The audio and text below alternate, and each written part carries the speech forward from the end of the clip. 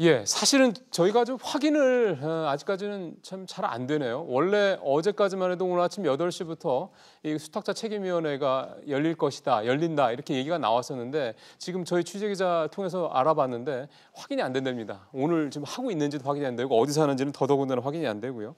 근데 어쨌든 오늘 비공개로 회의를 한다는 것 자체는 이거는 뭐 확실한 것 같아서요. 이 내용을 가지고 왜 갑자기 6일 만에 지난 23일 날 1차 회의 이후 6일 만에 또 회의가 열리는지 한번 내용을 좀 살펴보도록 하겠습니다. 오늘 상명대 서지용 교수님 전화로 연결해 보겠습니다. 교수님 안녕하십니까?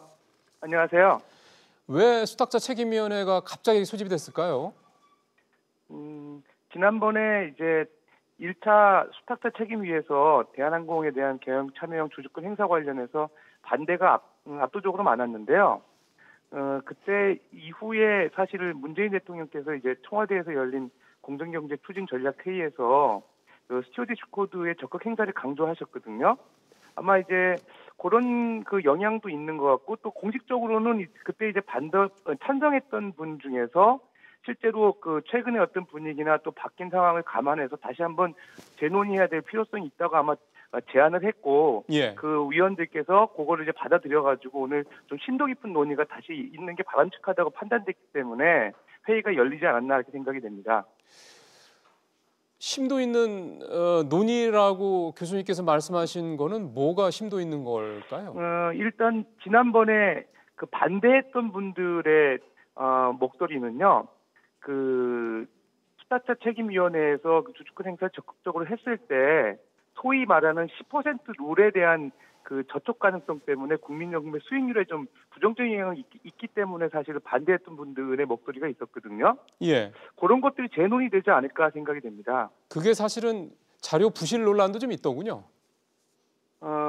그렇죠. 근데 이제 자본시장법에서 밝히는 바에 의하면은 이제 투자 목적을 단순 투자에서 경영 차별로 바꿀 때 6개월 내에 이제 단기 매매 차익 얻었던 거를 회사에 이제 반환해야 된다는 그 규정 때문에 올해 이제 마이너스 수익률 났던 게 더 이제 손실이 날 수 있지 않나 우려가 있어가지고 예. 공식적으로 위원들이 반대했던 분도 있었거든요. 예. 근데 최근에 그거에 대한 이제 유권 해석을 금융위에다 아마 요구한 걸로 알고 있어요. 그래서 25일 날 요구한 거로 저도 봤습니다.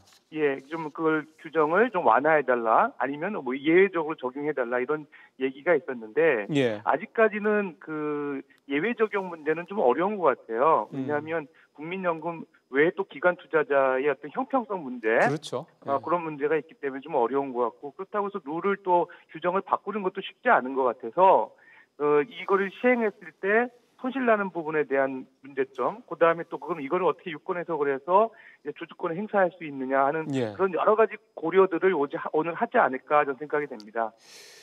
그러면은 그 지금 말씀하신 그런 내용들이라면 오늘 지금 저희 취재 기자가 전해온 내용으로는 7시에 회의가 열린다. 장소만 바뀌었다 뭐 이런 정도여서 저녁 때 7시에 열려서 뭐 거의 밤샘 토론해야 되지 않을까 싶네요. 예, 현안이 많을 것 같고요. 글쎄요. 근데 이제 사실은 그 바람직하지는 않지만 최근에 사회적인 어떤 목소리, 정치권에서 또 대통령께서 말씀하신 내용 이런 것들도 좀 영향이 있지 않을까 생각이 되는데 뭐 공식적으로는 사실 주주권 행사하는 데 있어서 그 위원회가 독립적으로 의사결정을 해야 되는데 그렇죠. 2번이나 했다는 거는 이런 그 분위기가 바뀐 것들을 좀 반영하려고 하는 취지도 있지 않았나 저는 그렇게 추정을 하고 있습니다. 근데 그게 정말 그렇다 그러면 또 다른 논란을 불러일으키는 거 아닙니까? 정부가 또 개입했다 뭐 이런 식으로? 뭐 이미 이제 그런 얘기 나오고 있고요. 그러니까요. 정부가 과연 그러면은 이런 2차 소집하는 데 있어서 어떤 영향력을 행사하지 않는 거냐 그런 또 의심도 나는데 예. 구조적으로 사실 수탁자 책임위원회가 복지부 산하의 기금운영위원회 또 밑에 이제 자문기관으로 돼 있다 보니까 그렇죠. 그런 오해나 이런 데서 자유롭지가 않아요. 그래서 이번 기회에 사실은 좀 구조 개편이나 이런 것들이 좀 이루어져야 그런 그 독립성 문제에서 상당히 이제 좀 자유롭고 좀 자유롭게 이제 그런 의견을 낼 수 있을 것 같은데 구조적으로 한계인 것 같습니다. 계속 이제 서 교수님이 이 국민연금의 이 독립성 문제가 지금 벌어지고 있는 모든 논란의 다 근본적인 이유다라고 이제 말씀을 하셔서 결국 그러면 스튜어디스 코드라는 거는 좋은 취지의 제도 아닙니까? 이미 다른 나라에서 그렇죠. 시행이 먼저 돼서 효과도 봤고 그것도 이제 저희 시청자분들께서도 이제 말씀을 들어서 잘 알고 계신데 이게 이런 좋은 제도의 취지를 살리려면 결국은 국민연금위원회 여러 가지 조직을 좀 독립성 있게 바꾸는 방법밖에는 없다 이렇게 좀 이해하면 되겠습니까? 예. 일단 제일 먼저는 사실 사회적 합의가 좀 먼저 이루어졌으면 제일 좋았는데요. 예. 사회적 합의를 이루는 시간이 좀 너무 짧았고 지금 그래서 이제 사회 이런 단체에서도 갑론을박이 있는 거고요. 정치권에서도 말할 것도 없고 또 좀 학계에서도 사실 이거에 대해서 논란이 많잖아요. 예. 좀 그거 스튜어드십 코드가 국내에 도입되는 바람직한 방향 또 그 시행됐을 때 어떤 결과가 초래됐을지에 대한 뭐 공청회라든가 그런 학계에서 활동이라든가 이런 결과들을 좀 시간을 갖고 보고서 한 1년 정도 유예 기간을 갖고 시행됐으면 가장 좋았는데 그게 좀 아쉬운 부분이 있고요. 예. 그럼에도 불구하고 이미 이제 도입이 돼서 지난해부터 이제 시행이 이제 결정이 됐다고 하면 가장 중요하게 고려해야 될 점은 이제 기금운용위원회의 독립입니다.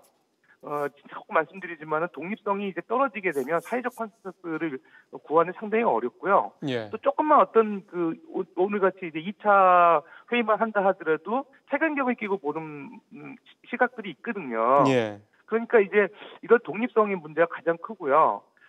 이런 기금운용의 독립을 위해서는 지난번에도 말씀드렸지만 이제 캐나다 사례 같이 정부 인사가 철저하게 배제되는 그런 시스템도 한번 고려해 볼 필요가 있을 것 같습니다.